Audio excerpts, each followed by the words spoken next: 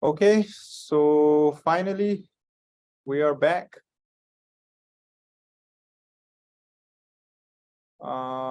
We are about to proceed to session 2 after the break in a while. So I would like to wait for a while for the participant to rejoin.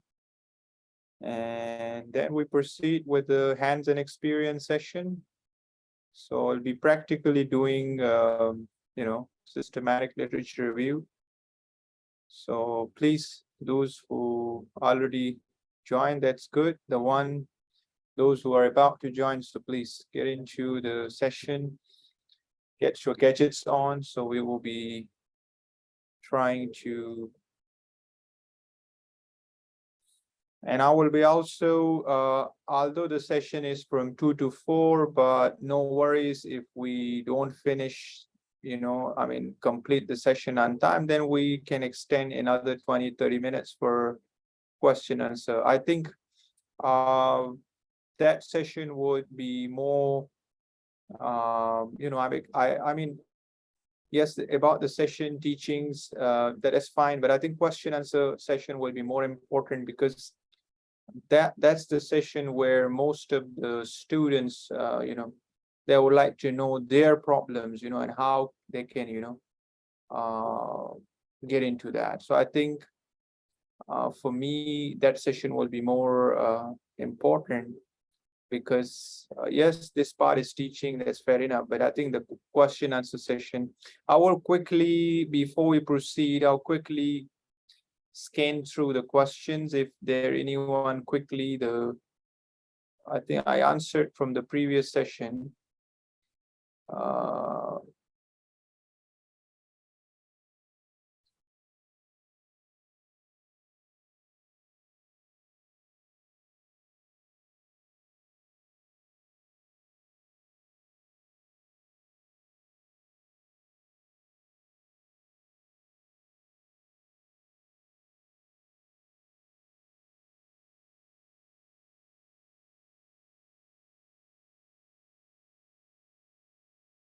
Okay, so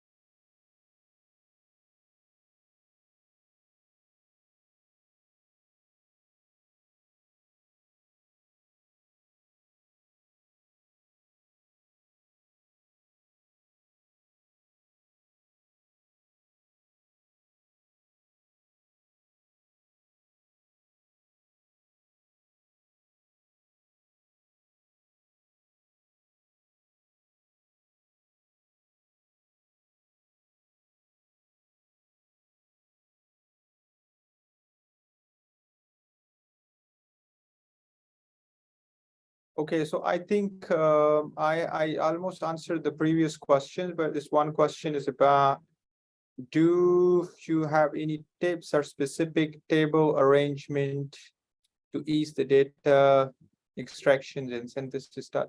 I think normally the systematic literature review that will provide you what do you call it, with the table, a tabulated form of informations that later on can be used to refine your literature. But again, this small set of labor work is required to be done by you because what we call it, that the database will help you to give you the information, right? The rest is up to you, what you expect or what you extract from the database, because a lot of students, they think that the software will do everything for me, which is not the case. The software just facilitate, or the database just facilitate your views. I mean, what you want to do. So I think I will have some generic, tips for you as well. A lot of time when we get enrolled into a PhD program, and a lot of students will rush into to get things done very quickly. Yes, it's good to be proactive, it's good to to be ahead in the game. But the most important thing, PhD is, it's a training process. It's not an overnight process that one fine morning you will get up and you will have a PhD degree. No. So it's like on average,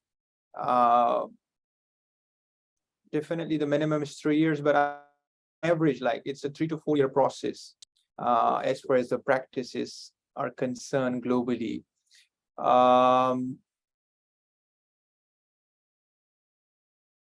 Go slow and steady and win the race, right? So it's a consistent effort to put it into the process. Then you will get an output after 3, 4 years. So I think a lot of times students get into PhD, but they don't know the normal, rule of business. So it's a long-term process in a sense that, let's say, so many things matter, so many variables matter apart from the hard work. The first thing first, your know-how, about your research area, and you need to keep updating yourself. The second thing is your relationship with the supervisor. That's also very important. I mean, the chemistry, I would not say that, but the chemistry, the working principles, the work ethics, okay? And then definitely kind of sessions, kind of training session, I would say, workshops or resource building, materials. You would always to be open. So sometime might be you're working very hard, but you're not getting new ideas. Sometime you find it difficult to find what you want. It will come eventually, but the time you cannot specify. It may come sometime you're just sitting or other things, and suddenly some certain things come to you. So you will get the what, but you have to show that kind of patience, the kind of strategic patience, meaning that something which you're gonna get after 3, 4 years, you have to be a bit patient, right? So you have to take proper breaks sometime.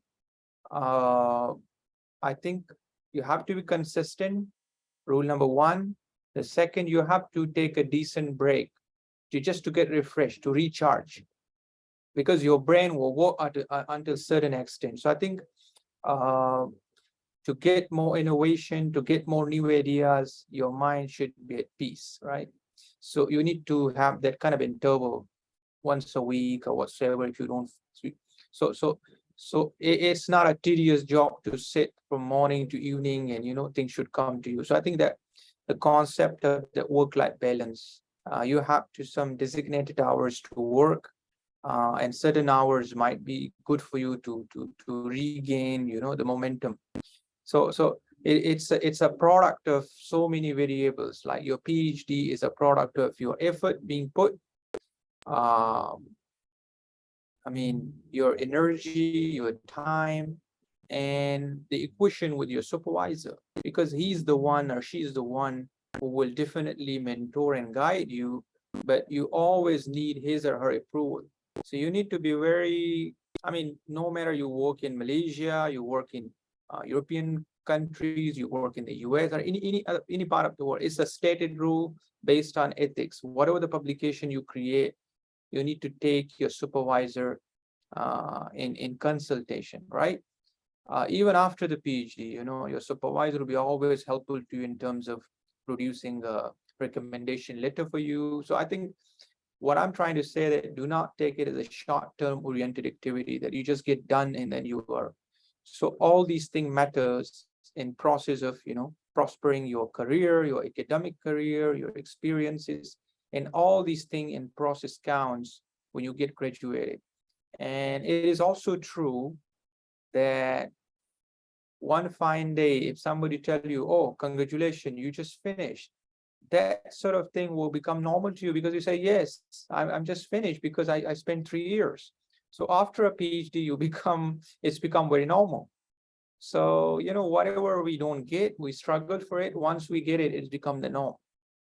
So I think these are some sort of practical things that I wanted to share, because that's very important. Apart from work, some brilliant people stuck in the work. Why? Because work ethics are very important. Social capital are very important. So you have to be grateful where you are. You have to work with your supervisor. Um, it's not some sort of a lot of students ask these questions at times, that where is the place to do your PhD? Like, where is a go-to place? So again, there are if and buts. A lot of students cannot afford the fee of those good QS ranked universities to earn your PhD. So it's a kind of assessment you have to look into your side, meaning that, let's say, for example, what is your equation, your financial capacity? Is it you're on scholarship? Is it you're managing it yourself? So definitely everybody would recommend to get a PhD from a top 200 or 100 or top 50 universities. But then, it comes with a different set of variables. So, and again, I said, it's always better to get exposure. Just writing your PhD thesis, and, after that you will get a title of the doctor. But if you're not exposed to things, if you're not being nurtured in a way, you will be just remain as a disk scholar, meaning that you will be not publishing the way good scholars do. So that's why you see quite often we go for conferences, we attend, we share knowledge, we learn also, we put our feedback into. Recently, I've been to Australia. There was an Eco Summit 2023. I met with different scholars. We exchange ideas. For some people, maybe it's a normal activity. They just want to do social networking. For some people, it's a two-way. You also want to learn something, but you will exchange idea. So always be open to new trends, new, tools. Like now, example, give you the ChatGPT. By the way, I just want to tell you, be careful. ChatGPT can help you, but now we have a new, just to tell you with that thing I was just reading. So first time in 1988 in the academic world, the Turnitin has been introduced. What is a Turnitin? It's you can say a database, a website where we check the similarity index. In a bigger term, we call it plagiarism, but we normally check the similarity index from where you have taken the material. And so that's being developed in 1988. Now it's almost 25 years, and it's keep upgrading. So the normal level is 20% below. It's a rule of thumb. But now, what do you call it? Now, after the inception of ChatGPT, that's been assessed by the Australian professor at first. I think now even they have a tab inside the Turnitin which say AI. So let's say if you take the resource from AI as it is, that will show 100% there. So I mean, there is always a counter check on things. So no matter how much the ChatGPT make life easier, still there will be a human element to assess things. And as I mentioned earlier, during literature review, the critical analysis, no matter how good things you do, but always the human input matters, at which lens you are looking into things. So I think that's very important. Of course, we always prospect, and there's a classic article I think I will share with you later in a Harvard Business Review, that there are two schools of thoughts. Some professor would say, oh, AI, it's kind of like we talk about the classics, sci-fi movies, the Transformer, the age of kind of technology things. No, so certain professors will say, okay, it's a good tool, use it, embrace it, and use it for your own benefit, but do not keep your own intuition, your own mindset is a kind of, that's also come first. But certain professor will say, oh, it's not good, it's kind of, humans are vanishing, blah, blah, blah, right? So I mean, you have to keep a balanced view, use the tool for your benefit, but also keep your own, intuition, your own thinking, rational thinking alive. So I think that's the way to look into a more holistic approach, rather than, you know, a very dogmatic or very restricted or kind of approach. So I think that's the way to go into to look into the future with that sort of so in Turnitin, when we check the report, it's a small tape AI. Let's say, for example, you copy paste or you straight away put the same thing into it, it will show us that it's 100% taken from AI. So my point of making, use it for your help, but then again, you know, you have to see the we want to see the originality also. What is your contribution, you know? So let's proceed to the session. I hope we can proceed. We have 156 now, the participants on the Zoom. So should we proceed? Are we wait? Because I think initially it was 200 plus, 250 plus.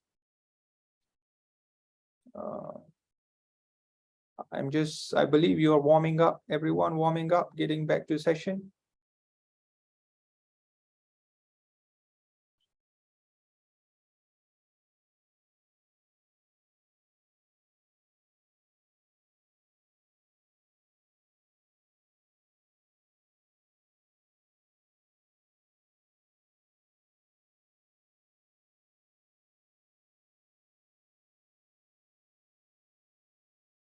So just give me a thumbs up. Shall we go proceed or have any?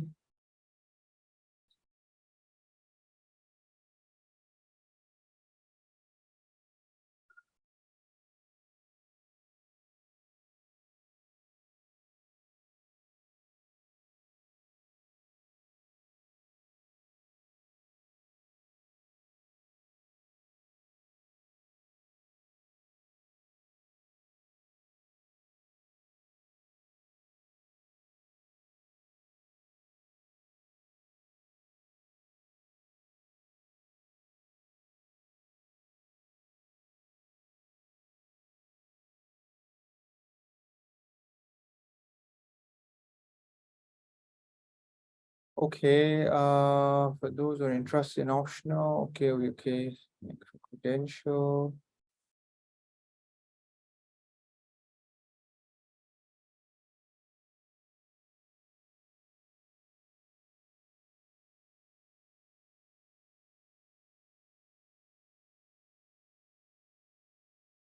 Okay,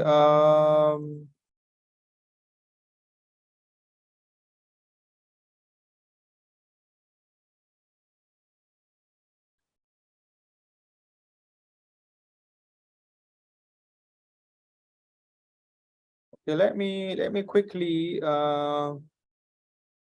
pick some of the options. Raise the hand. I just want to listen to you, okay, research.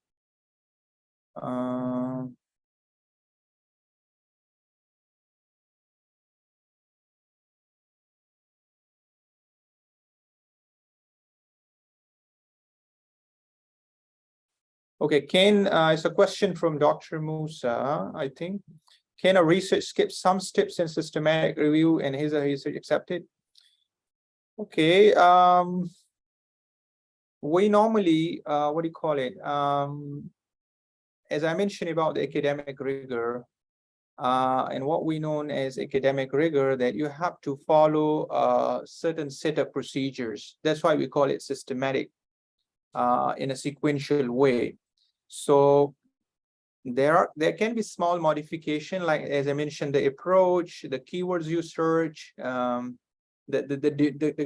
criteria you define, the exclusion or inclusion criteria, the time period. I think that's kind of up to the researcher, but you cannot skip, in a sense that you can't say, oh, I don't want to follow the time parameter, like meaning that I don't want to follow it, I want to skip this. You can minimize or expand the bracket, but you can't what do you call it, bypass the existing academic rigor, whatsoever the structure, systematic literature review protocol is a lot, right? Yeah, so I think, but again, I said, research articles are not just limited to systematic literature review. We have multiple types of article. We have now the good journal will not just accept articles just based on one single data source. Now we're talking about multiple data points or sources in terms of, let's say, for example, you have a systematic literature review in the paper, and then you propose a model, and then you test it with the data. So it's like a two-in-one.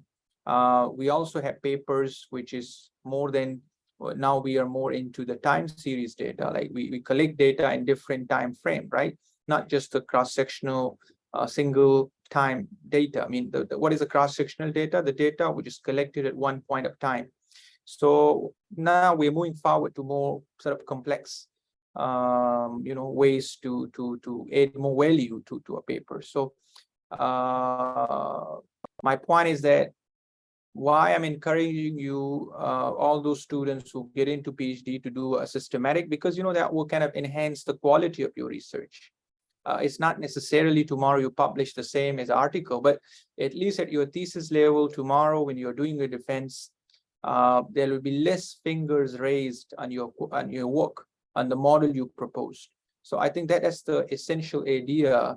We are now going towards a more refined sort of framework, because when we were doing PhD, like I started back in 2014. There was a concept, but the tools were not refined that much. So by that time maybe the professor said it's okay. I mean, better to do it, but if you can't, that's. But now it's getting from that optional sort of continuum toward more mandatory or necessary sort of move. So I mean, this is how the time travel, the things got more refined, which is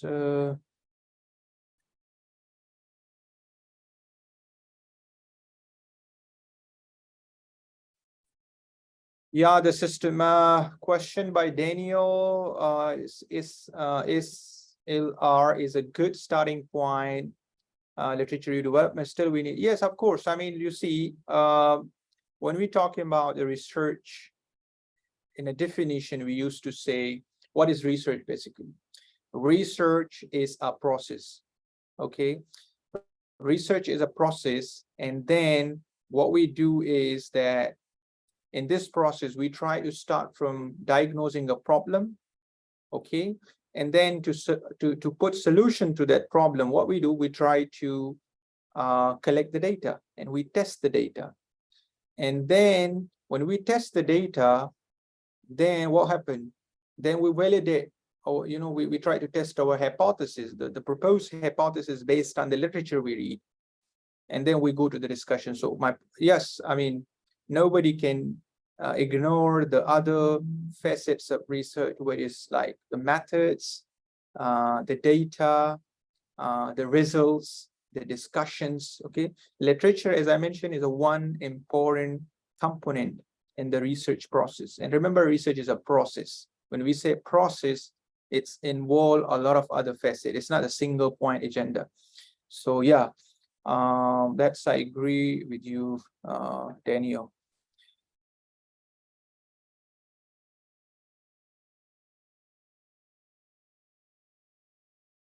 Okay, Rosina, Muzaffar, okay, how many databases recommended, for the, okay, so the mainly the databases currently we have,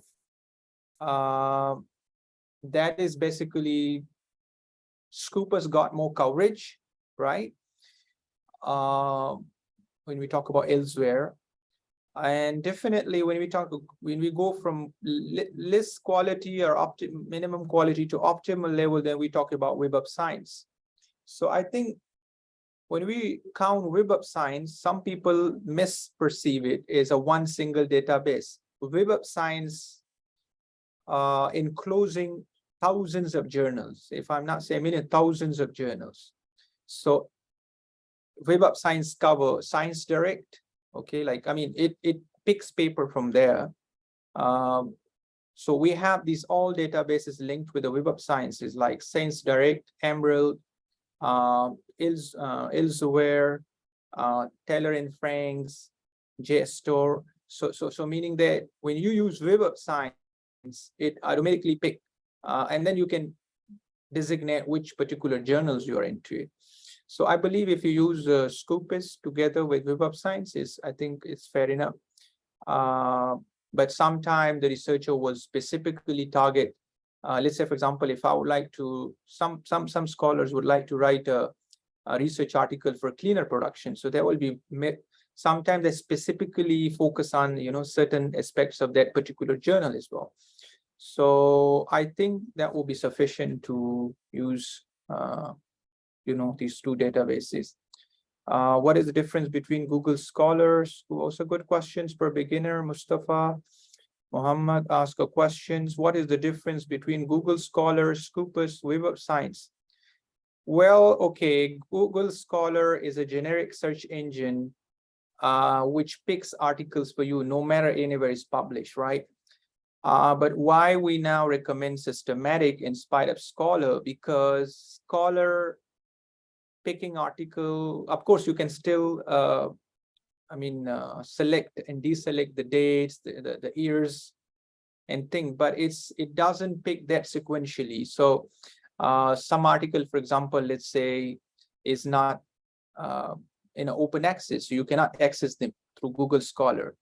Or sometimes the redundancy element, like it's redundant. Let's say, for example, if your article is available in ResearchGate, if it is available on Google Scholar, if it is available in any other university website, the Google Scholar will pick all of them together.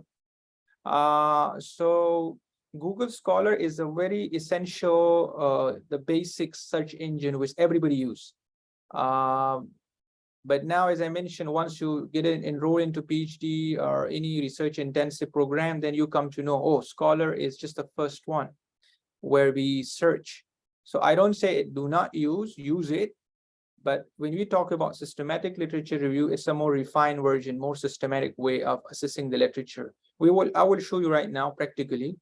So yeah, that's the difference. The Web of Science and Scopus, these are basically databases, which normally you can say these are standards. Like, let's say, for example, any journal which is indexed in Scopus, we call it like Scopus in index in Scopus. Let's say any journal for that matter with a different discipline, and journals indexed with Web of Science. So Web of Science and Scopus, they indexing those journals. So which are not indexed, we call them, these are not indexed journals, right?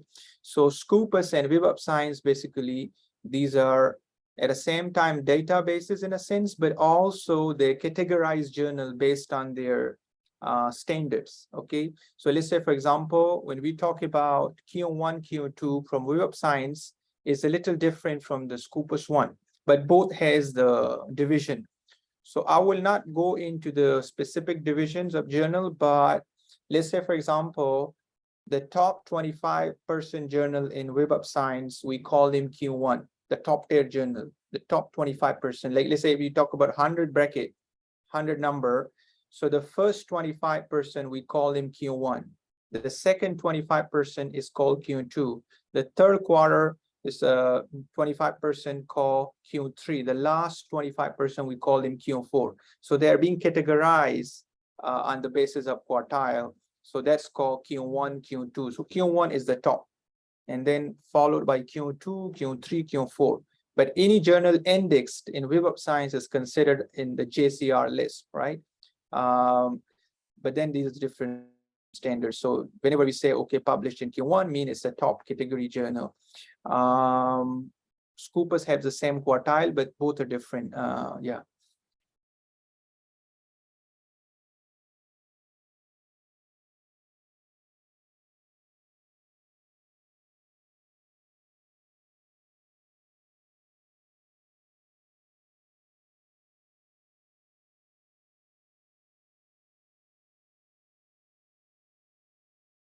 Yeah, Scopus alone is also enough. Web of Science alone is also enough. Google Scholar, you can do search, but cannot do the systematic one because it doesn't generate files. Access to Web of Science is not free. It is come under the kind of paid contract between the universities, and it's countrywide. So in Malaysia, if you are in the public sector universities, because my experience is quite limited with the private one, then you have access to those databases I will show you right now. So yeah, it's paid. Unfortunately, some of you might be cannot able to access, but yeah, that's the how it works. Yes, you can aid, what do you call it? You can aid multiple viewpoints in terms of when we talk about bibliometric, it's a separate orientation of the systematic literature. Meta-analysis is another on the quantitative side. So these are all, the more you aid value, the more, your paper will be more acceptable in a research community. But as a beginner, I think better you stick with the basic, with a sample, and then you just move forward from there. So if any other query before I proceed to sections, so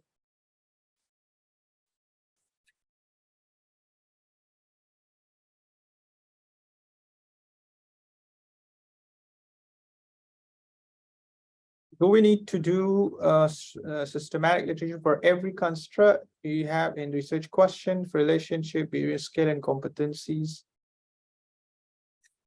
Well, it depends. I mean, when you do systematic, particularly if you want to write a systematic literature review paper, it is recommended to begin with one-to-one research questions, let's say from one variable to another. So for beginner, the advisable, because most of my experiences also come from quantitative side, so it is advisable to start with a linear relationship, one-to-one relationship. When you master that one, then you go for complex relationship, like more than 2, 3, 4 variables together, because it's a very tedious job too. It's not just the system will give you the data and you process it. It takes time. So I think it's better to start up with a linear sort of way, and then you just move it toward more complex or more circular sort of mechanism, like more than one.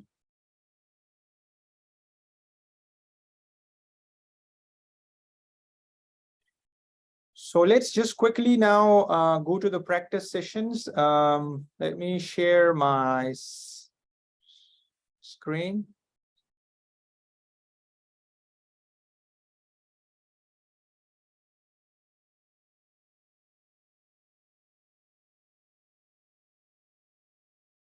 What if examiners ask questions on our inclusion exclusion criteria?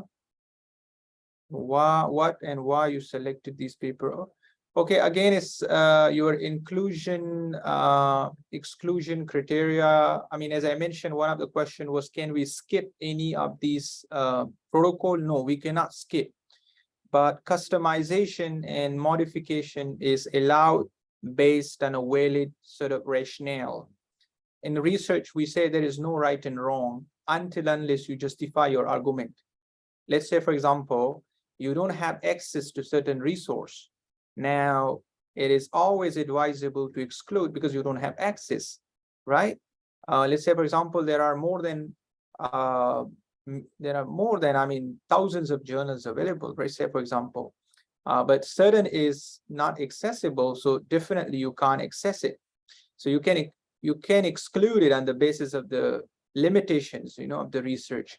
In other cases, let's say, for example, we don't include unpublished work because you say there are question mark on the fee review process. Certain time you say you just want to do Web of Science only, right? I mean, so again, if you're article, that approach is different because you're writing an article. But if you're doing as a part of your PhD, that is a little different because your model is already defined what you want to do.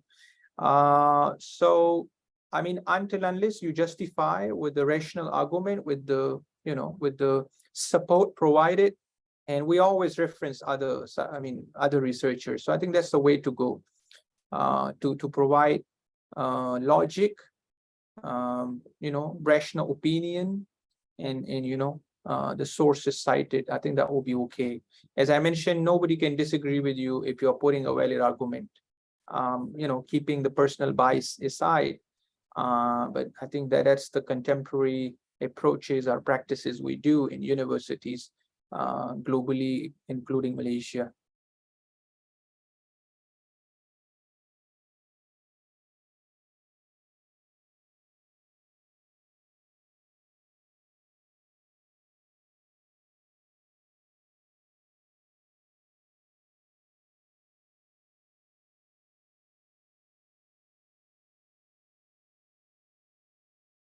Yes, I mean, as per practice, Daniel, you mentioned, yeah, I agree with that. Is again, I said it depends on the practice, you know, and a lot of publishers definitely they follow the norms, what is exist by practice. So innovation is always there, modification is always there, but then again, it depends.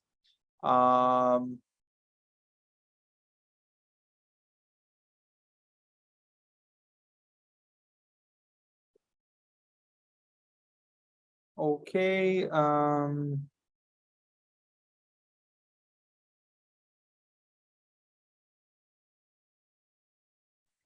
Well, about the language, I think until unless you can dissect or you can understand what is written in the article, you can rewrite in your own language. That's fair enough, but you need to make sure you didn't change the purpose, you know, the language in a sense that you got the exact meaning what the authors mentioned. So I think that will be okay. But why widely English is spoken? Widely English is being, kind of it's a global language for that matter. That is the reason I think most of the time you see only English context is included, the other excluded. But let's say, for example, bigger economies like China, suppose, let's say some of the articles, I mean, written in Chinese for that matter, because it's also, what do you call it? Giving coverage, you know, to a wider audience of the same language. So language is just a medium as well as exists. That's fine. It has nothing to do with the protocol in which language you do systematic literature review. Because now I think even in Web of Science, even in Google Scholar, so many languages they accepted, you know, the bigger languages at large, they're included. So you can use machine, but again, you will be needing that validation from the expert. Like let's say, for example, if you straight away translate from one language to another, so until unless you keep the sense prevail, the meanings are, you know, correct, but in some cases it's not. So you have to do that sort of validation, I think more advisable.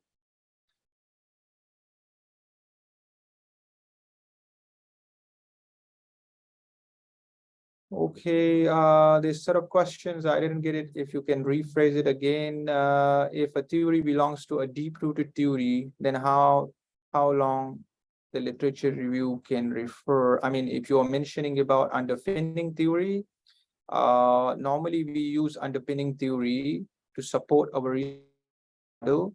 And in quantitative research, we used to say to corroborate the theory, to support the theory. So we don't develop a theory, we test the theory. Meaning that whenever we put our framework, we put a theory that we need to make sure that the variables you are connecting with each other, the relationship you're trying to establish, that's, you know, at the back of that, there is a theoretical justification or understanding. As far as the this question you mentioned, deep-rooted, I didn't get it, but normally we use theory in a quantitative research to support our model. In a qualitative research, unlike when we talk about approaches like what do you call it, grounded theory, it's a kind of methodology approach in qualitative research where we develop the theory. So that's like when we talk about approaches like deduction and induction, so in induction we try to develop a theory, but in deduction we test the theory, we don't develop a theory in a quantitative research.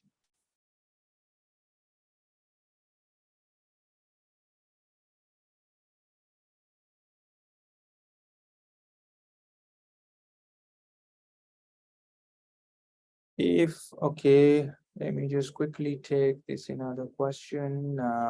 For a systematic, did you use expert? Did you use expert reviewer to assist or choose an article? Or if yes, then how many have been? A quality appraisal, what is the assessment tool? When you say, do you use, I mean, you mentioned about expert reviewer. I think you mean sending to a journal or publication. Normally, I believe you're asking in a different context, but normally we submit paper. The normal process, the practice of publication is that we submit our papers, okay, to the any journal of, which we believe that my article is relevant and I, have contribution. Then in some journals, they will send it to 4 reviewers, and then they will see how many validated. In some, they go with a 3 to, 3, then 2 comply with yes, then another, if say no or something. So it depends on the journal protocol, but I think minimums are 2 to 3. There's a minimum in good journals, but it can go to 4. So these experts will review your paper. If they believe it's, the normal criteria is that for beginner who are, watching this, that when you submit an article, it go to the disk, of any particular journal. Then the editor will decide it has enough quality to be processed. Then once it accepted on the disk, they will look for the reviewers, on the editorial board, and they will send that article, right? And then whatever the suggestions come from there, either they accept it or they give revisions. So we have different, either they accept the article is good enough, so no correction, but it rarely happen in good journals. So the second, way is that they will give you some major corrections, then you incorporate those corrections, then again will go and they will revalidate. So I think that's a process of publications when it comes to reviewer.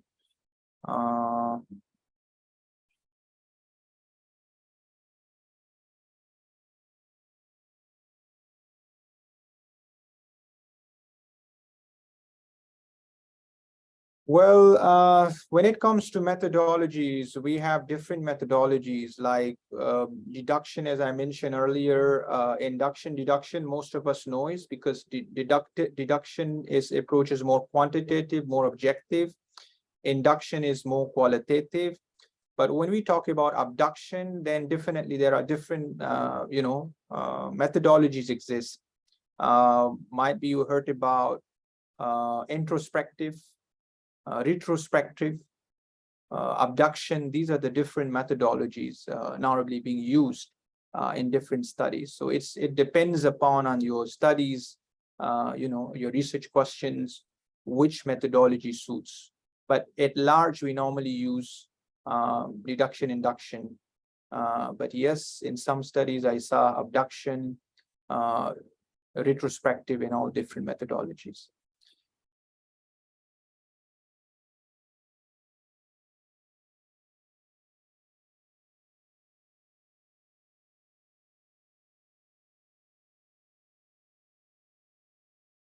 Okay, so let's move forward. Does you have to cite the literature in at least 5 years? But in qualitative research, some theories are long. Okay, normally when we write a literature for a quantitative article, because in quantitative article, the literature role is more important because you're justifying your hypothesis. Yes, by rule of thumbs, we normally recommend that the literature should be not older than 5 years span, right? This one we say mostly for hypothesis development, because when you try to say, oh, this relationship is related with this one, but explaining a theoretical perspective, definitely it will be longer than 5 years. It can be 20, 30, 50 years, depends. And especially when we talk about qualitative research, we talk about more into interviews, observation. That's a different method. But at large, normally when it comes to citation, we recommend that the literature should be at least not too much outdated. Yeah, because the issue you're talking about, if you are putting sources which is very old, I think that's will you will be unable to validate what you are saying. So we because trends and practices are keep changing. In all sciences, in social sciences and medical sciences. So that's why we need evidence from the recent past.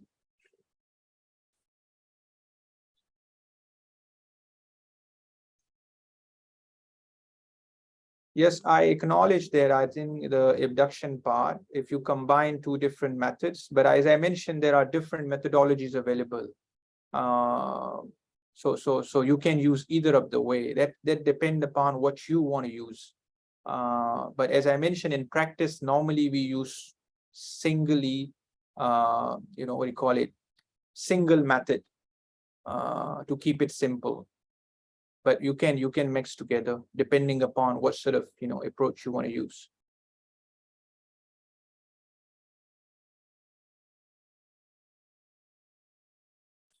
Okay, so let's have a quick practice session, and then the rest of the question we will entertain later.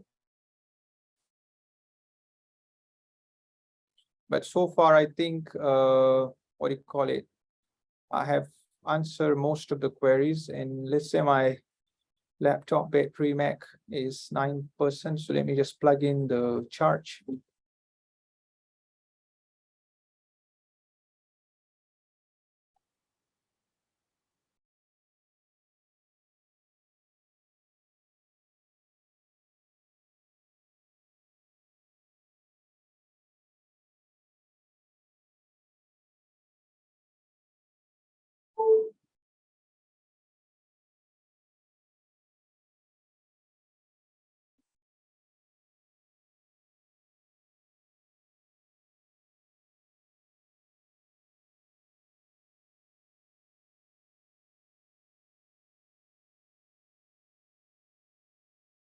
Okay, so let's just quickly, I will share my screen.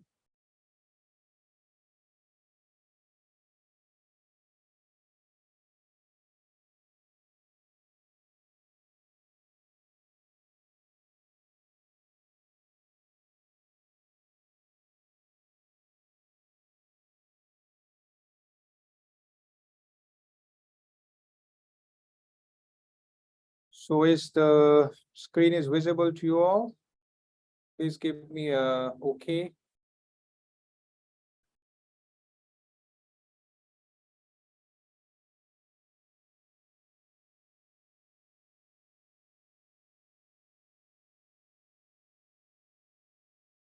Yes, we are doing practice, but actually there were questions coming. Sometime you just need to quickly scan it rather than, because later on will be difficult to what do you call it? Difficult to answer because almost 64 questions answered. So don't worry, we will finish the work on time, and then we can answer more questions. Okay, so let's go to start with the scopus first.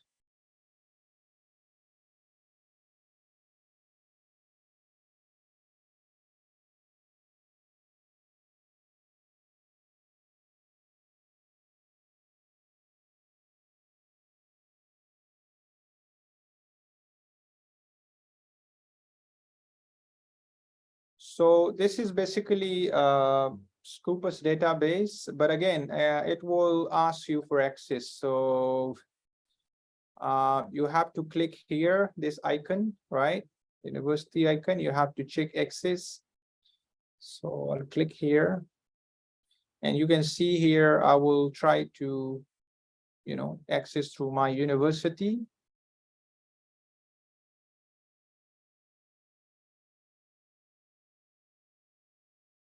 And definitely it will ask me for credential to verify.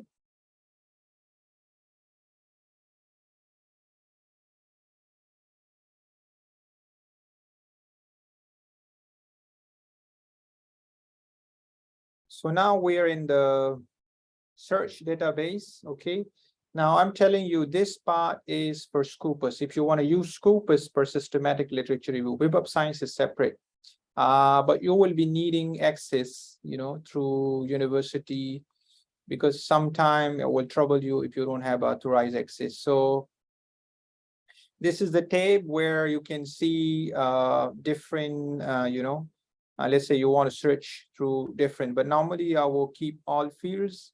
Okay. or you can even use this one, but depends. It's very normal which one you want to use. And let's talk about sustainability performance.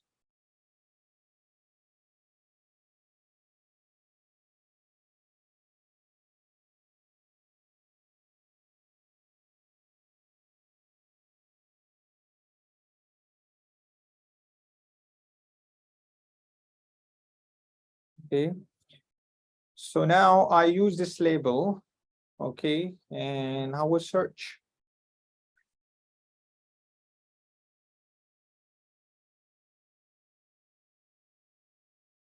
Okay, so you can see here when I search this term, because it's very generic, right? And I didn't now define it by any discipline, but we found around 723,000 almost 700 plus thousand. So very extensive range of articles exist on this.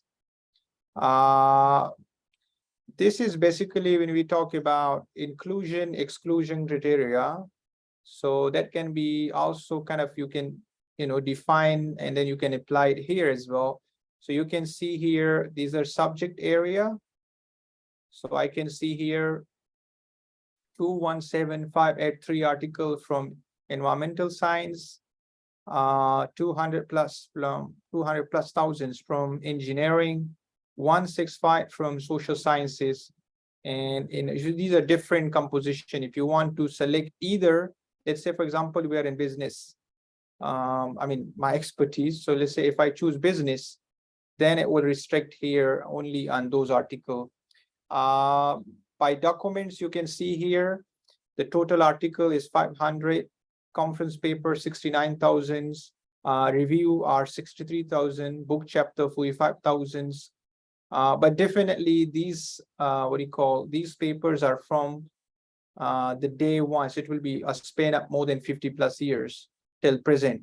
So you want to check which of them, or you want to choose all. Source title, you can see here, the top publisher is sustainability, 37,000 articles, cleaner production 13,000, another journal of MDP, I think it's 7,000, environmental science and pollution research 5,000. So these are the brackets where you can, include, exclude.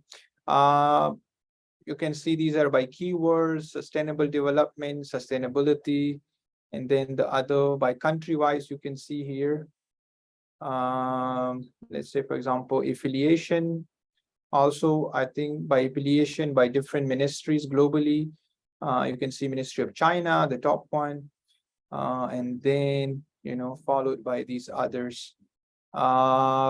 This is by countries wise. You can see here, China on the top again, 128 articles, 128, 100. I mean, 1,111,1,000. This is 100 plus thousand, both China and US, and then 60,000 United Kingdom, India, 56,000, Italy.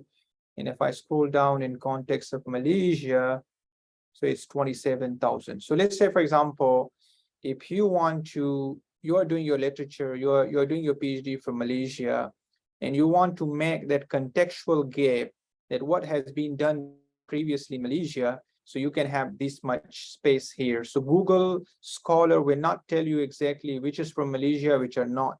So this is the systematic literature review that will assess your work, that will ease your work and minimize your labor work to do that. So let's say, for example, if I just click here, it will only pick article from Malaysia only. So now I'm just doing all. About the language you mentioned is one of the questions. So predominantly is English. You can see here, then followed by Chinese, Spanish, Portuguese, French, and other languages. So if you want to do in a specific language also, there are material available. But then you see, in case if you use only one particular language, then you have to mention in your research limitation that you use only, because that will be maybe your inclusion exclusion criteria, but then you have to validate and also mention in the limitation of your research. So you can see here exclude or limit to, but I didn't, again, on open access and other also, you can see here Open access is this one, gold, green, bronze also. So normally sometime people will just conduct on open access because to them maybe the other access are not available. So these are all the modification that you can make in your search engine. And now I will go to analyze the results.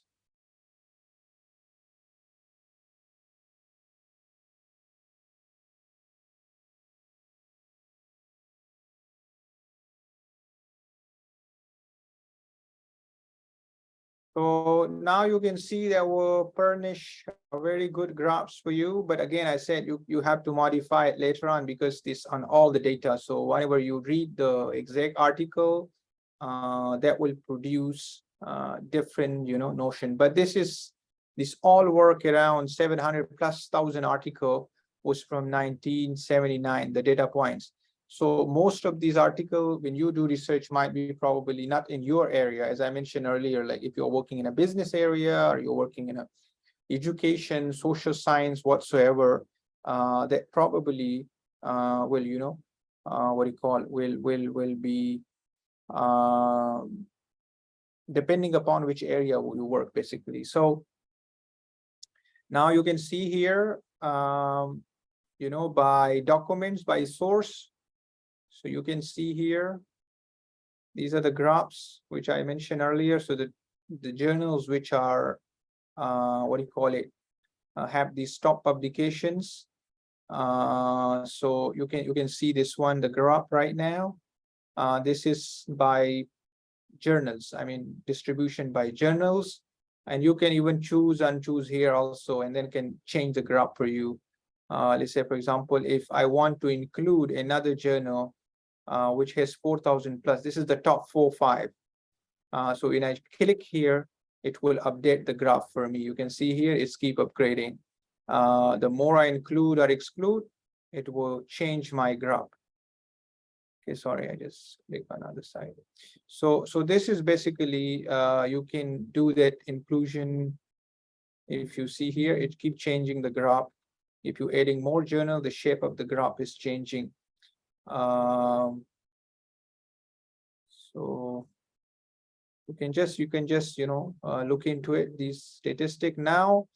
By author, sometime in the past we experienced that sometime you work in a particular area and sometimes the examiner asks you, so what is the most sort of prominent author in that particular area who publish more?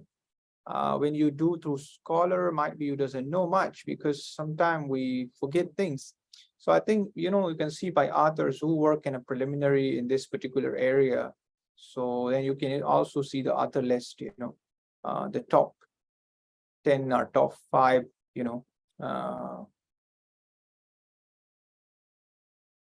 authors in that particular category that you can see that you can put into your list.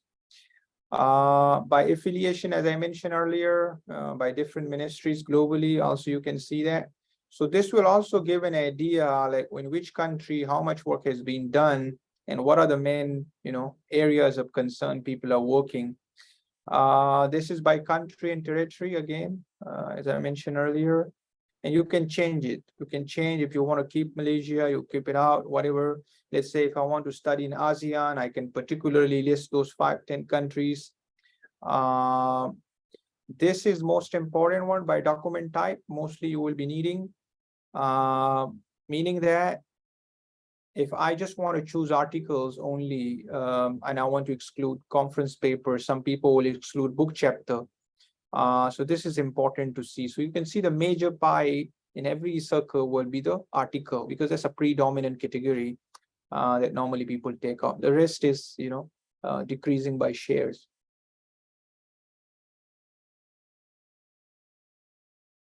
Now, this one, the second last, you can see subject area, again, very important because in this category, you come to know, let's say, for example, you're from business. So definitely your focus will come more toward business. And then within that particular niche, you need to try to rate. That's why I talk about relevancy.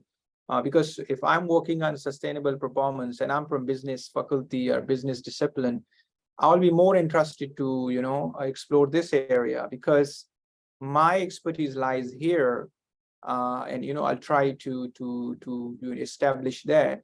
So definitely, if somebody is in engineering or other sciences, then they will go to other criteria. So I think that's the approach to be.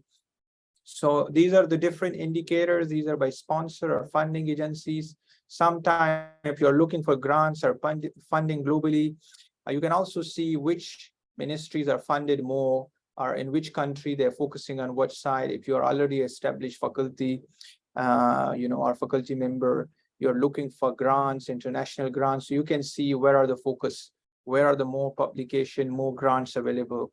That can give you also insight, to look into it. So I will now see, I just want to download list because sometimes the file heavy, it takes time. So I will just restrict it here to the last 5 years, just to give an example from, let's say, for example, 21, 2, 3, 4, 5. Let's say, for example, I will just from 2018 to 2023.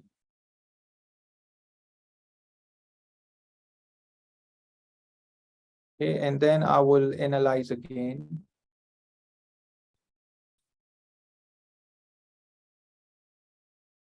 So now it's greatly reduced. Okay, and now let's say, for example, if I just want to choose in a particular country context,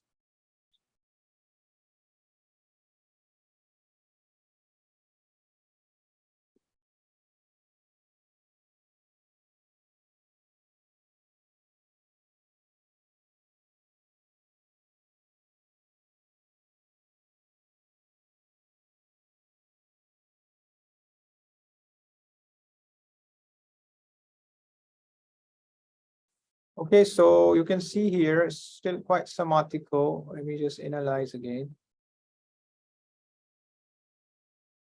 I think I need to go back to the criteria and deselect those other.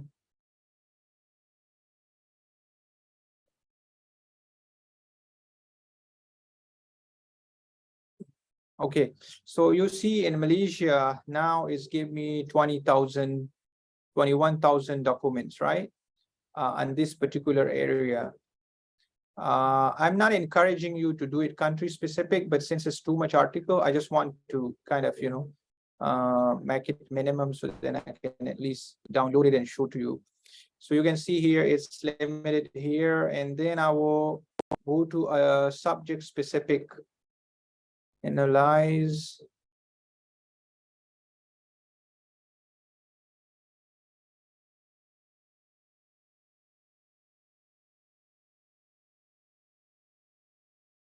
So now when you go to subject specific, I will come here and I will come to business,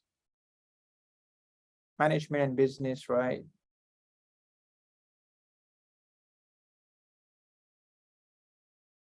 So now you can see these are almost 4,000 plus article in this category. And then again, I said, when you limit to specific, let's say, for example, I want to just include articles only. And then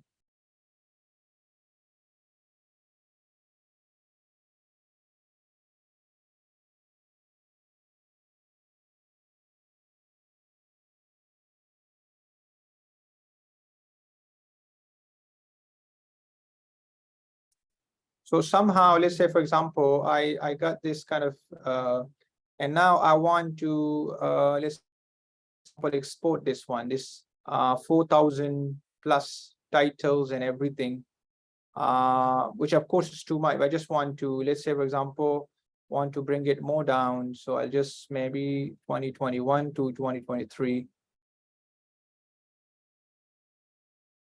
Okay, let's say, for example, for 1 year. Okay, let's say, for example, these are 1,800 searches. I want to export it, so I will click here, export. and I want this data in a CSV format. So, but there is, before that, you need to make sure you select all information, because sometimes you just choose abstract, it will just pick abstract only. So I will click here, export.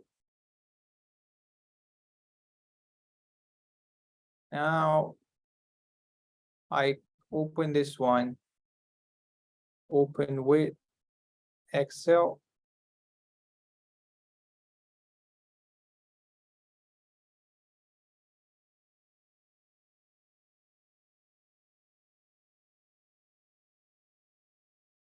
Because I didn't choose selections there, so let me redo.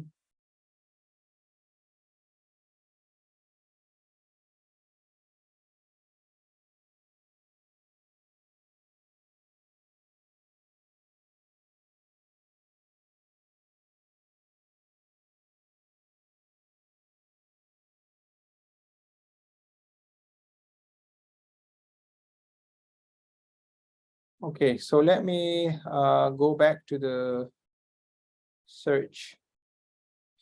You need to make sure, click here, all fields.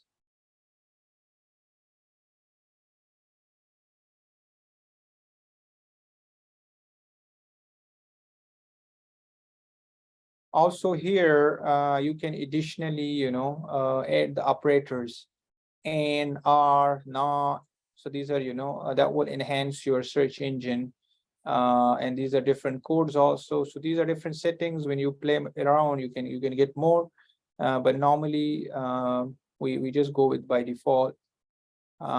These are all authors, all okay. You see, this one will give me article title, abstract, keywords. Okay. This one will give you title, authors. Let me just change the one to another variable. Job.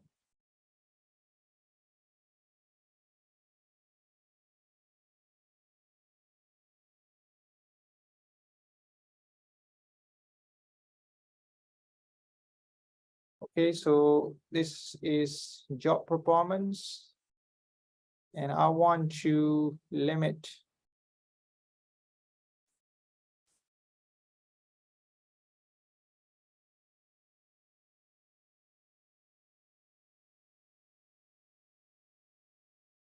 So analyze.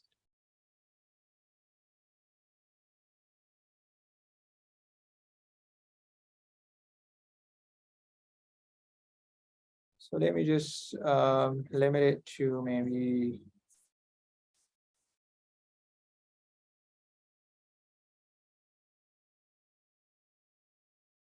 2021 to 2023.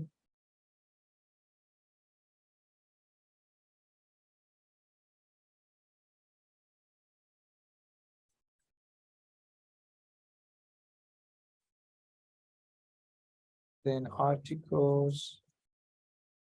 Okay. You want to export and CSV.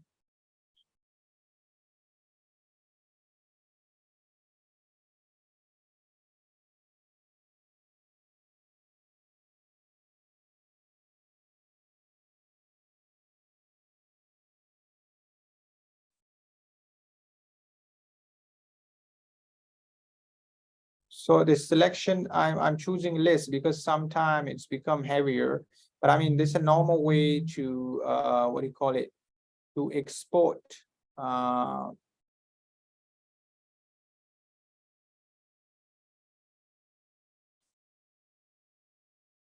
another way to export the work is in terms of you can take it to the references as well, to the what do you call? You can export into EndNote, and then from EndNote you will be able to generate what is available for free. I just want to show you that link also.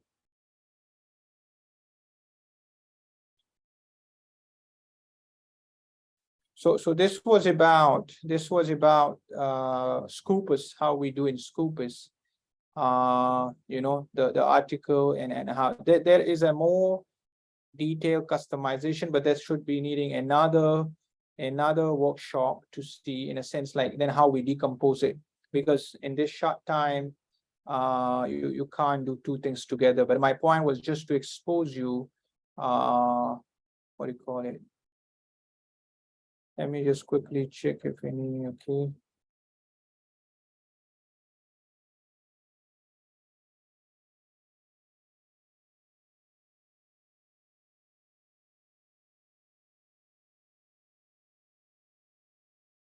Okay, let me go towards this Web of Science now, because both are the same, but again, we use it like sometime if you, as I mentioned to you, go more for coverage, that is Scopus. But if you go more for quality, and you know, that's Web of Science. Now we will go to Web of Science, and in that mechanism, I'll also teach you that how to get in all those articles directly to your EndNote. So why, as I said, the systematic literature is better from the normal search, because let's say, for example, if I go to a normal search, Google Scholar, this is for those for master students maybe who are new into research. And let's say, for example, I would like here green HRM.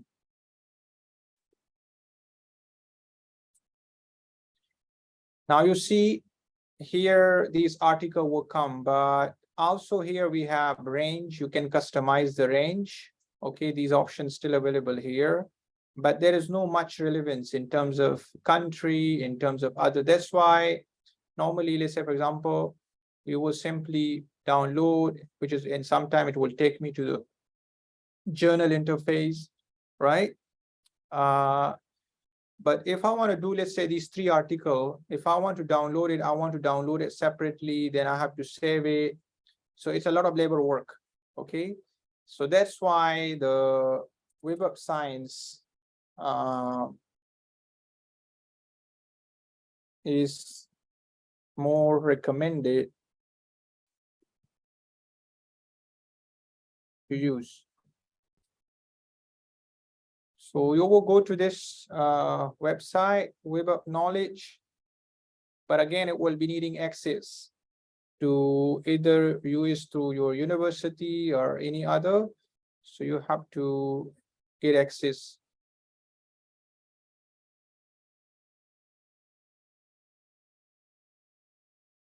Okay, so whatever the registry account you have, on this machine I have other ones, so I use that one, and now we search the same phenomena. So let's say talk about sustainable performance.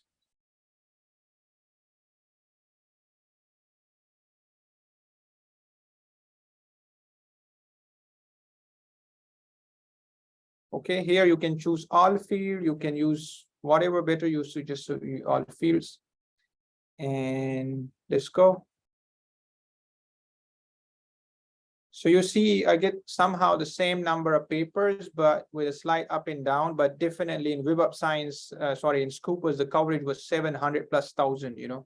Here it's minimized to 168. And then definitely if I go by discipline, it will become lesser. But anyway, I just wanted to show the drill. So the rest of the drill the same, by country, by you know, what area, by article type, all is the same. But definitely it will cover those journals which is part of Web of Science. So that's the only difference. So we have less journal as compared to Scopus. So let's say, for example, I just analyze. So this is what I show you in the slides earlier today in the morning. So these are by different discipline. Let's say, for example, I want to go by business field. This is the top 10. So let me make it top 15. You see, this is business. Okay. Our management business. Okay, so I'll go with business. View records. Now I just limit to only business, which is 5,000 here. Okay. And now I want to export here. And now it has multiple options to export. So you can get into CSV, you can get into other thing, but I will try to teach you another method. Normally, I would like to transpose, this into my EndNote software. Okay. Then that will be better. So I can also assess either I can download this article or not. So I will go here to either you can do this one also and that one also. So let's say other reference software we call RIS, right? So let's say, for example, EndNote, I choose EndNote software. Here it will ask me which sort of details I need. So I can full record, I put full record. And then here you have to give a limit because at one time there is a certain limit. So let's say, for example, I just want to put the first 1 to 50 because I don't want to make the file very big. So these 50 articles, I just put it here and I export.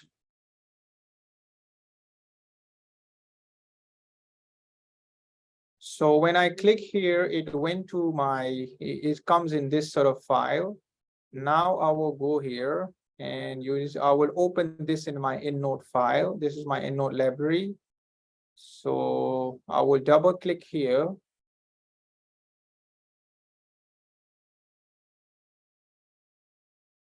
So now you see, I get all the references. Suppose the article which I believe is relevant to me.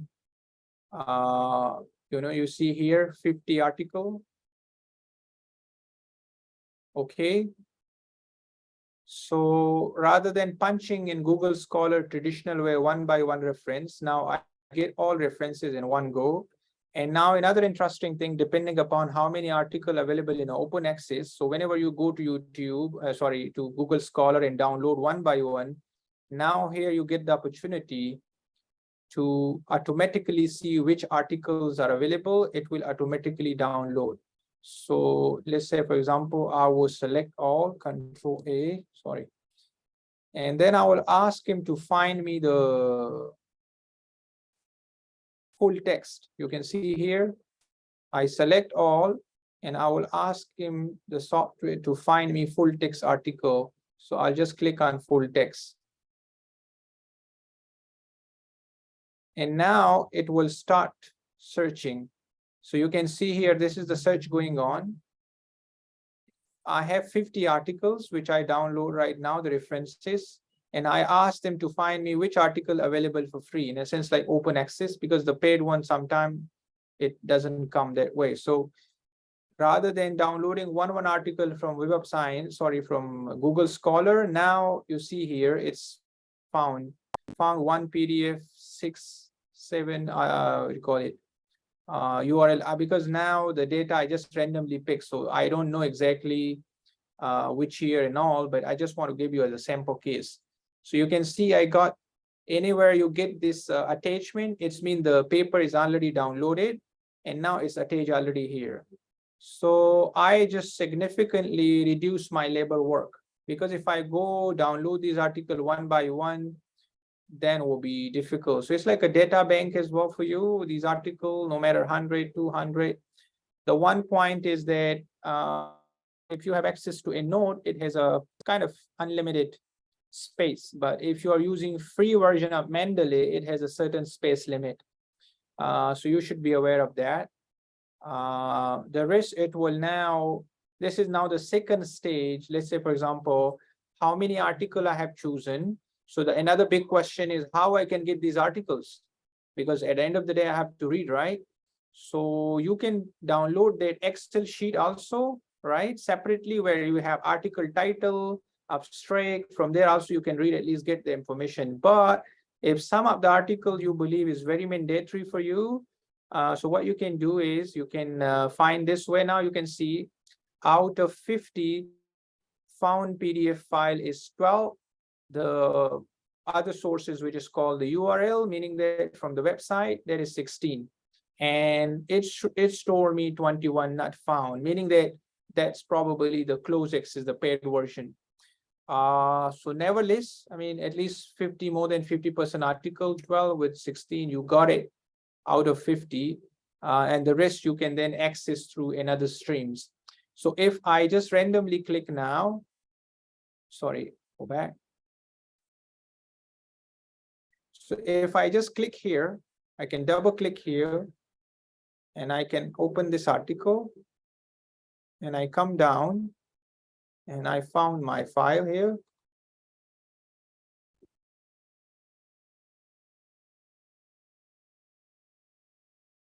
So you see, this is the article. If I want to read and whatever I want to do, I can just, do that. So this is a kind of, what I can say, the tools will minimize your labor work. At the end of the day, you have to read, you have to assess, you have to decide which article you want to read, which article is relevant.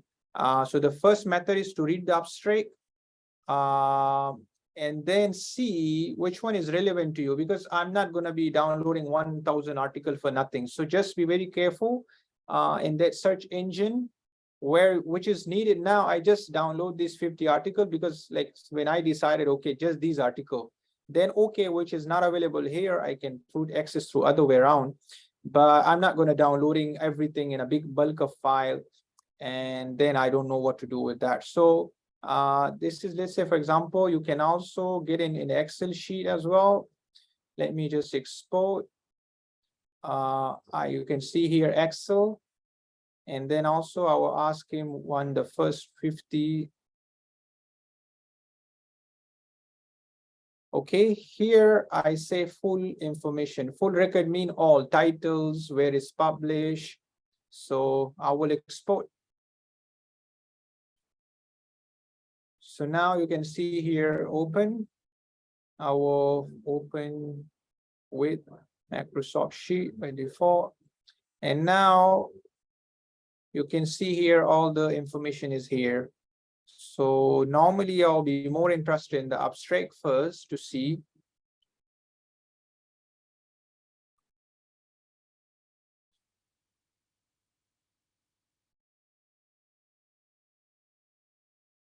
So this is basically the abstract. I just want to make it a bit visible. Sorry, my Excel skills are not very good, I think. Okay, this is basically, I want to show you, this is the abstract version by one article.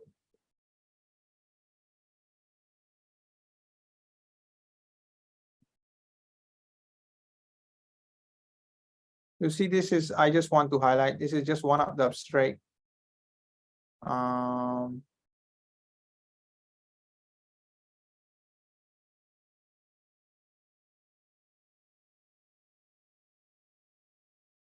want to just try to make it a bit bigger.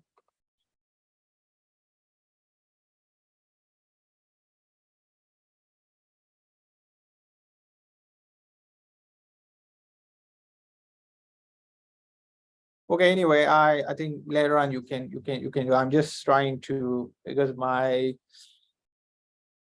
this Excel, I just want to, let's say, for example, this is the abstract. Now you read this abstract, if you believe the article is relevant to you, then you put it in that list, and you're not supposed to do references from here. This is just for scanning. The reference one I already told you, you straight away transpose all 1, 200, 300 there. And then the better part of that part is that once the reference got into a node, they also minimize your labor work, because from here now you will do your citation. What do you call it? From here now you will do your citation in a sense that what do you call it? You see here, because normally as a beginner, we used to do references. I hope you all know, as a beginner, you need to do how we do references. We do a long way. We go to Google Scholar. Let's say I just want to open one file.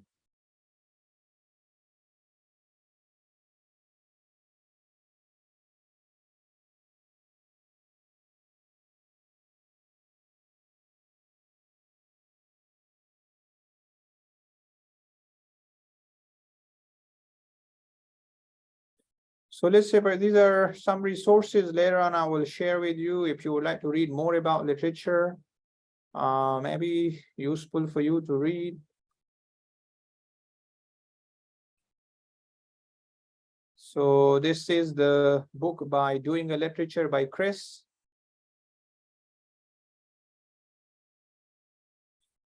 This is another one by the literature by Lawrence. And last but not the least, by the literature by Diana Redley. So these are some books available also. Detail, just read about the essence of literature. I just followed this one for some of the sections. So this is some sort of material. Okay, I was just telling how we do a normal referencing if you are a beginner and you don't know how to do referencing and using EndNote software. So the link which I sent to you and I did very quickly, this is the labor work which I avoided. So this is the one we normally do. Let's say this is the book by research book by Diana, and I let's say, for example, I want to reference it. So what I will do here, I will go along with the one I mentioned to you.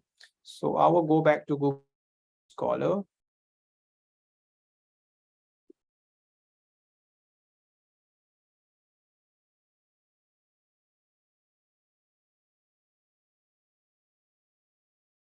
And here I will put this one. This is like the book by Diana, literature by Diana. I got this one, the literature step-by-step book, and I will cite. Okay. So normally what we do, cite whatever the software installed with you. Let's say, for example, I use EndNote at large. So I'll click here in EndNote. I got this reference here. So I double click.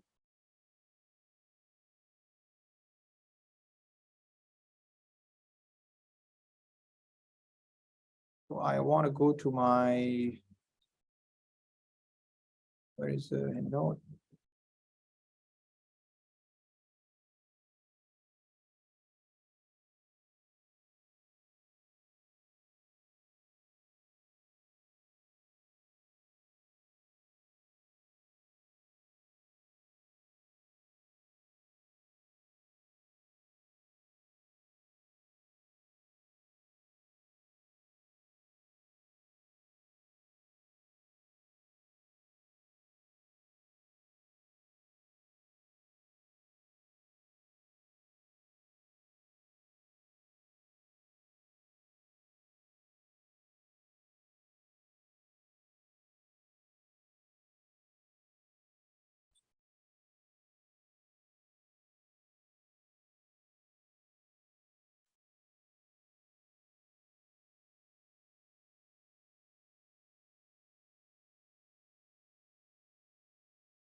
Because I have multiple libraries, so sometimes it's conflicting where it went.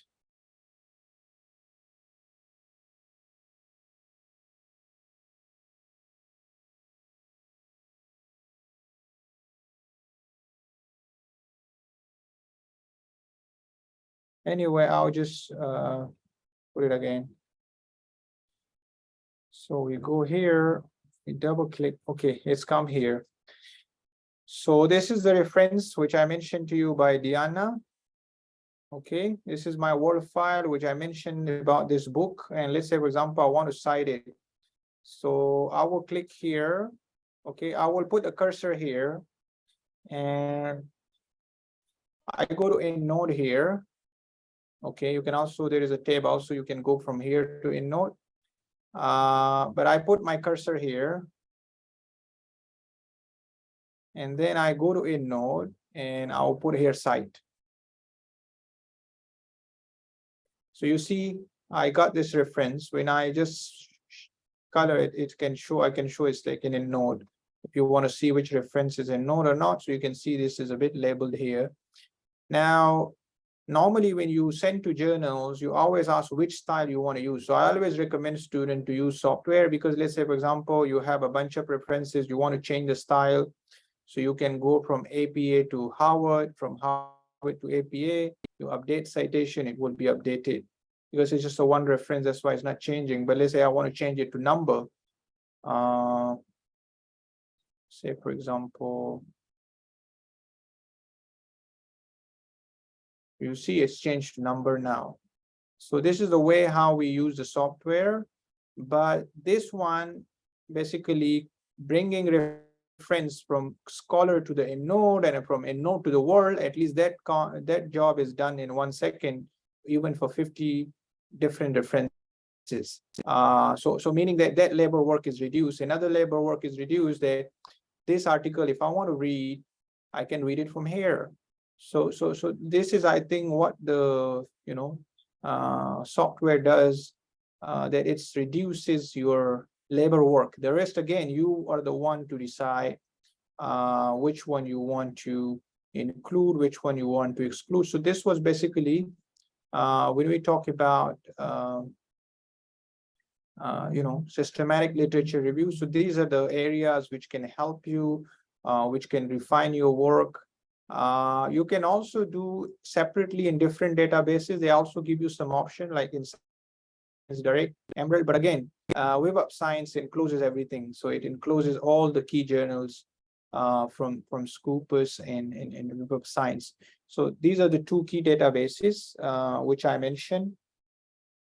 Is normally people would take into considerations for for systematic literature review. But again, axes are important. You must have the axis to show. Some of you ask about Scopus and Web of Science difference. So this is the difference. So in Scopus, if you want to see any journal is Q1, Q2, or is registered with Scopus or not, so you just simply you click here. Let's suppose this is the journal. Okay, let's say, for example,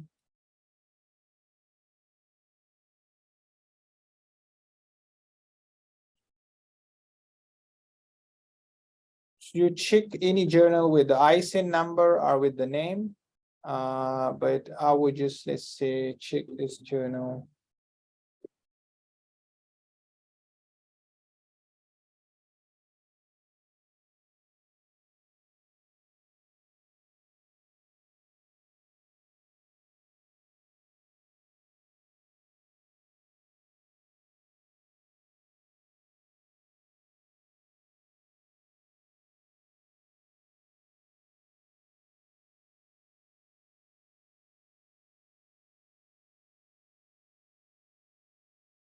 Suppose I search another one, but since it's normally we used to search with ISN number to be very specific, because these names are overlapping, business, performance, blah, blah, blah. But anyway, this is a tourism management journal. So if I click on this one,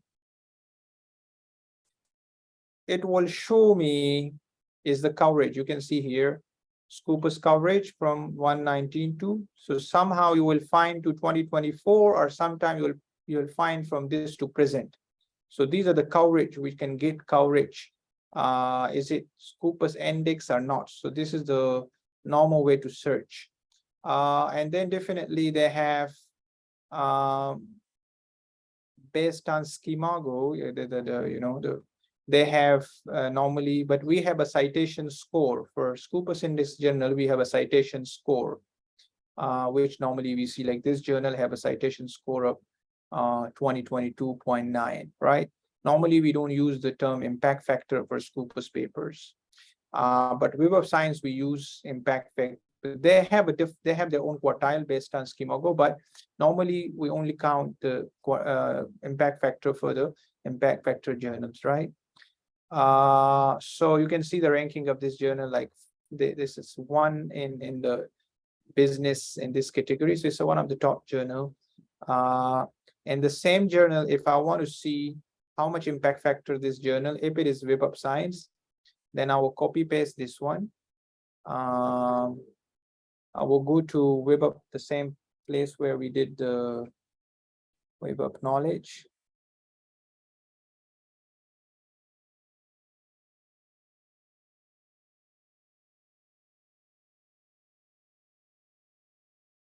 And I will just put it here. And I will select here publication titles. So here when I check, you can see it's here. And then I will click on the top of it. So it will show me the quartile and Web of Science. It's one of the top journal, Q1. You can see the impact factor 12.7. And these are all Q1 in environmental studies, in hospitality, leisure, management, also it's Q1. So it indexed on different areas in JCR. But this is the way how we check is it journal is, that's why we always recommend to take literature from Web of Science or Scopus, because these are validated journals. This was just the example to, if you want to publish and see which journal is, this is the proper way to check. Sometimes don't listen to people what they say, you have to cross verify with yourself. So this is the way how we assess. They say sometimes students will choose paper from journal which are not indexed, especially some paper as a reference or as a justification for questionnaire, and later on we come to know that even that journal is not listed in Scopus or Web of Science. So I think to validate your research, better to be, especially the paper from which you are using the questionnaires, especially the paper which are your key paper from where you take resources, make sure at least they are from here. So I think that was all a quick drill how we do, but after this how we synthesize, that's a different stage where we do. Because of time limitation, I think that will be difficult to comply now, but at least I think this will reduce your labor work, I suppose.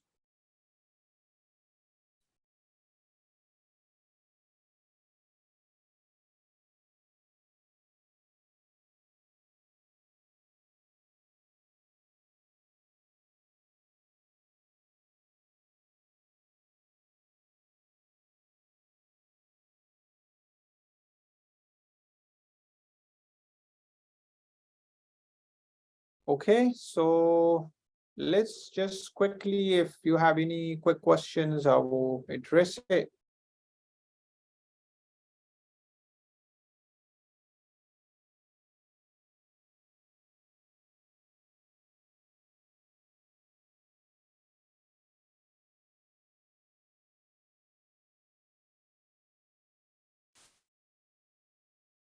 Okay.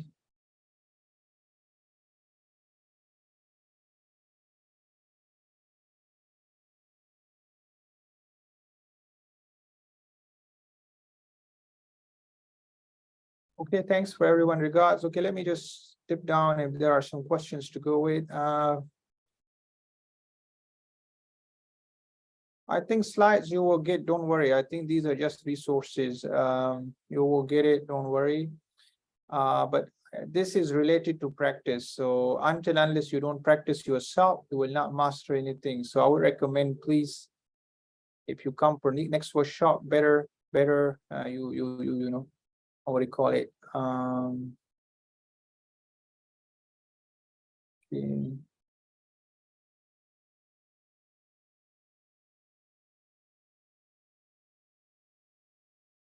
I hope I answered that differentiation between Google Scholar, Scopus, Web of Science, Q1, Q2. How we do use Turnitin to use? Okay, I think it's about this Turnitin. I mentioned that labels acceptable normally up to 20, but better to keep it down, because sometimes when you include other things, sometimes labels show up in these affiliations. So better to be minimum than 20%. I was mentioning when we use now the Turnitin, and if somebody use ChatGPT, then the AI will show 100%. So I just wanted to tell you, you can take help, but then you have to remodify. It's better to be on the safe side, especially in academic world.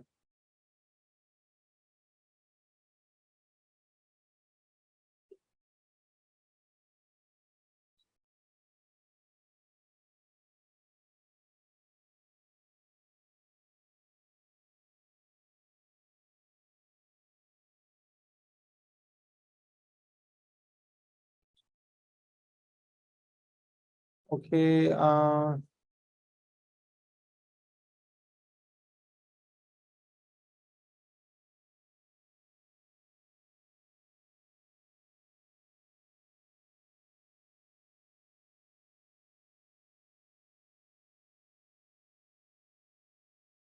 Okay, let me quickly scan through. If there's anything new come in, then.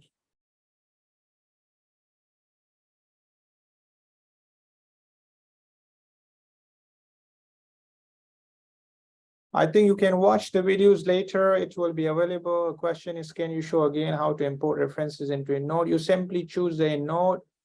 And yes, you can download the PDF file subject to availability. If it is restricted by the database, you cannot get it. But if it is available in the database for free, I think that will automatically sync in there. What if we don't have access to Web of Science? Good question. Then which university you are in? That's a point of concern. That's why we recommend to choose this university which has facilities. But again, it's a bad luck.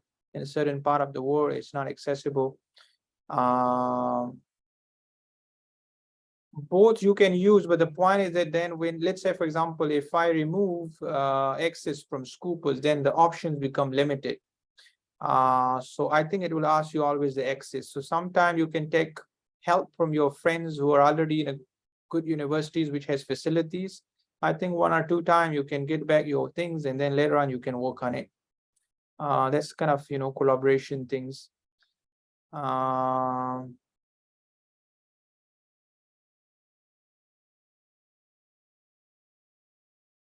Okay, normally with the detailed research proposal, anything between. Okay, there is many books, literature review process could you personally recommend?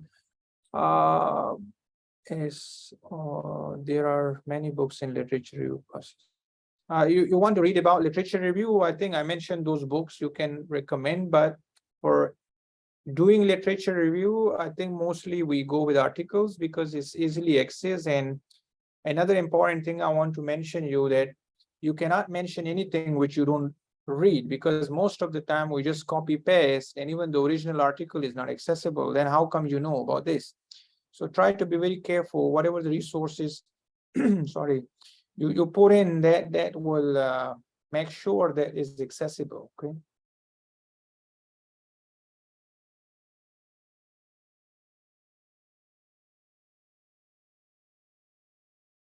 I think case studies, there's a question about case studies and research empirical. Case studies are more practical oriented. It's a more case oriented, subject oriented, context oriented. And we used to say there is always a, what you call protagonist, in a case study. There's always a character to be talked about. So case study approach is a little different, although it's academic writing. I would recommend you to read cases from the Emerald Journal of Cases, or you can even read from Harvard Business Review. If you need to read, I have some cases I can share with you. So case study method is different. Case study write-up is also different. In case study, we try to find a solution to the problem, but the literature is not very extensive. So we just talk about the subject matter. And it's more practical, I would say. It's more practical, applied research as compared to a theoretical article.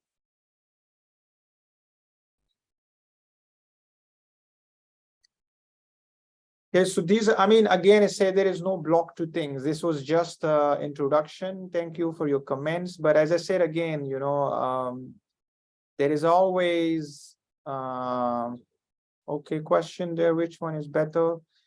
Mendeley is free of cost, but EndNote is paid. If you have access to university, you can download it. But the limitation with Mendeley, if you exceed the limit of the articles, then it will not save for you or something. So again, I think as a student, it's okay for a while. If you use Mendeley, you should know both how to use it. But I personally use EndNote if I have access. So as I mentioned earlier about cases, cases are different. I think you can, normally I teach Harvard cases, and to MBA students. That is basically, as I mentioned to you, it's more pragmatic. It is more context oriented, and it doesn't have that extensive sort of literature review or analysis, but sometimes we conclude the case based on our own observation. Sometimes we get the secondary data into context. So I think those students who are from Pakistan, they make an access to LUMS cases database. They have very good cases. I think IBA also have. And also globally, there are journals like in Emerald, the cases journal, and then we talk about Harvard, that's a top one. We have some cases from Singapore also. This is one of the top institute. I think I'm just forgetting the name after the NAS University, not the NAS, the other one. They also have some cases. So we have different top publisher in view. I think what you call also we have, there are a couple, I just forgot the publisher's name now, but some business schools will encourage the faculty to publish cases as well as a KPI. But in some, we predominantly, cases are also very brilliant, but again, depends upon on your expertise, because it's not easy also to craft a good case. It takes time, it's take a context. And also about the methods part is different, because you can get a lot it with the secondary data as well. But in an article, we mostly focus on primary data, especially in terms of analysis. I think some other session we can keep on cases. What's the difference between cases and research articles? That can be an interesting debate. Also, we can do that. How many articles to be cited? Again, it's you are talking about citation per argument, or you are talking about oral references. Let's say, example, normally multiple citation, normally it's recommended, but again, I would recommend, let's say, if you do more than 3, 4, 5, sometime not recommended, especially when the references are old. So better to keep couple, but with the updated one. But every time single source citation will not help. So the more you put citation, the more you put evidence, the more you strengthen your argument, especially in discussion part of your thesis or paper where you want to cross compare your own findings with others. So you need more citation. And at large in research, whatever we write, it should be cited. If it is not cited, then will be trouble. So any quick questions, please? Meanwhile, I'm pleased to show you if some of you are asking to see.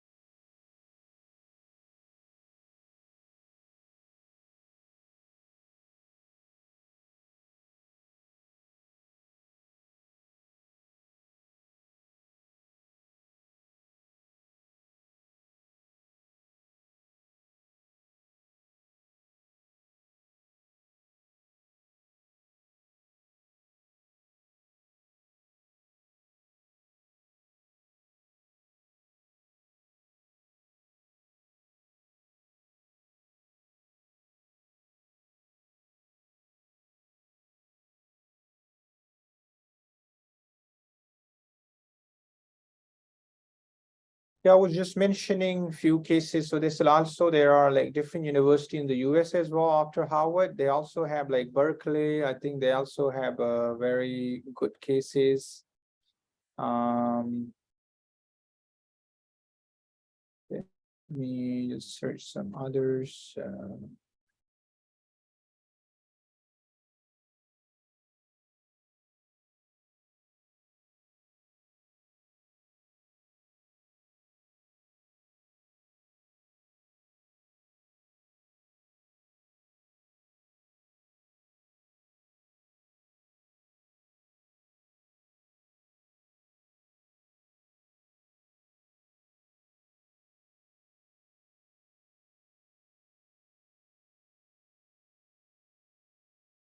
So this is a very quick, I just want to show you, maybe some of you, if are especially my MBA students, if they are into the class. So I just want to show you the difference between case studies.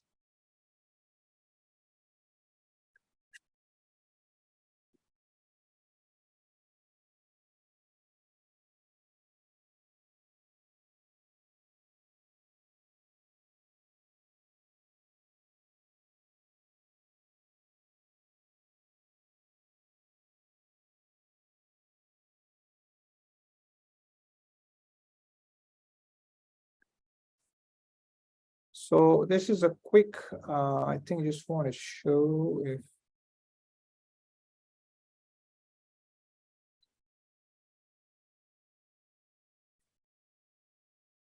So basically, what do you call it? Case study, as I mentioned earlier, it's different from the paper writing in different ways. Okay, normally we, write about business case studies, right, at large, right? And then a business case study basically is it's a kind of storytelling approach. Like you talk about the context, you talk about the issues, and then how that issues can be resolved, or either it's been resolved, because some of the case studies are, very, let's say, for example, even in the classes when we teach case studies, so it's a very different ecosystem in the class. You have to design how to teach a case studies. So case studies in some school, as I mentioned, is very prevalent. And it's all about the most of the time we're talking about a business context, in a sense, like, and then the format varies from places to places.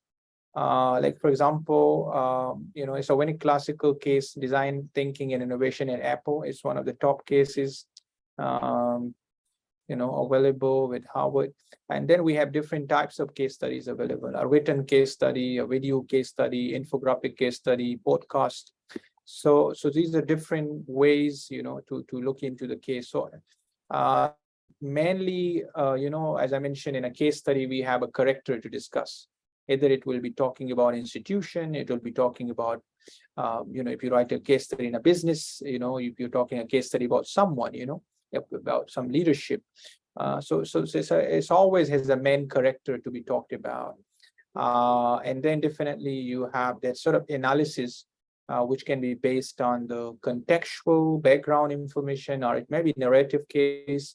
So it depends upon, and then these are the key steps available. So I think now it's not the time, but then again, and it's also include this kind of SWOT sort of analysis, of a company where, or of a character where, which area you want to talk in. So I think a lot to come, maybe some other sort of sessions we look into it.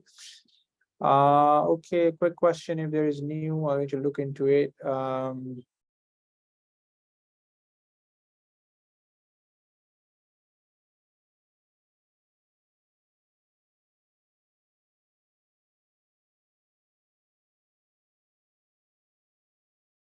Okay, let's clarify. Should we do literature review metrics? Well, it's again a bit sort of subjective matter, but I mean, definitely it's effective, when we tabulate, when you kind of those metrics. It's very sort of, again, modified sort of version of assessing a variable. But primarily, normally we, as I mentioned, when we start up the literature, we mainly look into our DV first. That's the variable which we want to know, because that's your problem area, and how you approach that problem area, then with the different indicators or variables. So I think in most of the cases, right, we need to more be careful when we framing our research questions, because sometimes student will focus more on one particular set of variables. So there should be a balance, when you write up also. Sometime, at large, if we see, when you read a thesis, Maybe at the start is very good write-up, very fluent, and as we go by the later up, the quality reduces. So that's why I mentioned about consistency, effort. That should be not kind of time bound. So let's say, for example, if your quality of reading decreases, I think better you just take a break and get refreshed, get back. Because sometimes student thinks they have to finish quickly. Yes, you have to finish quickly, but you have to produce a quality work. So all these things I think matters in a sense that you have to take care. So I hope everyone fine. Well, I was not sure was the session was to 3:30 or 4, but anyway.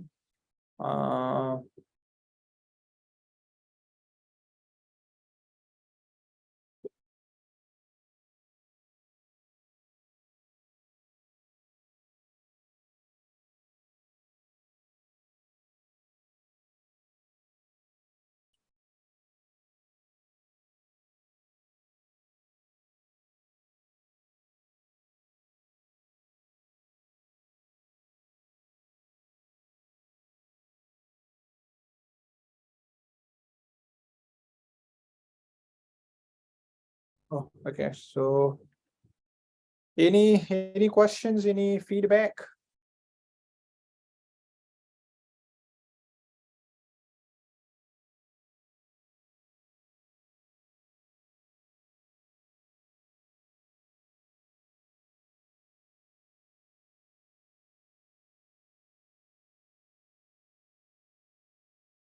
Okay, so Dr. Zamri, you're around to close up.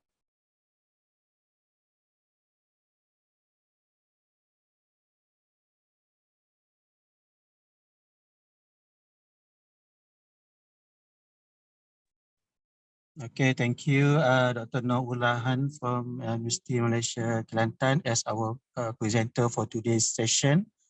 And just again, I'd like to remind you that we will share all the slides and the link for the YouTube recording, okay, based on the session within next week. Okay, please keep informed that all the link will link you to the our official YouTube channel for DRB-HICOM University. So I'd like to invite you to like our official Facebook page and YouTube channel. Okay, thank you very much to all the attendees and hope to see you next week. And till then, thank you very much to all the speaker and see you next week. Okay, bye-bye. Okay, thank you, Dr. Zamri, and thank you everyone for joining the session. I wish you all good luck to grow. Either you're a master's student or PhD students, or you're a faculty, or you're an established professor. I think it was a learning session.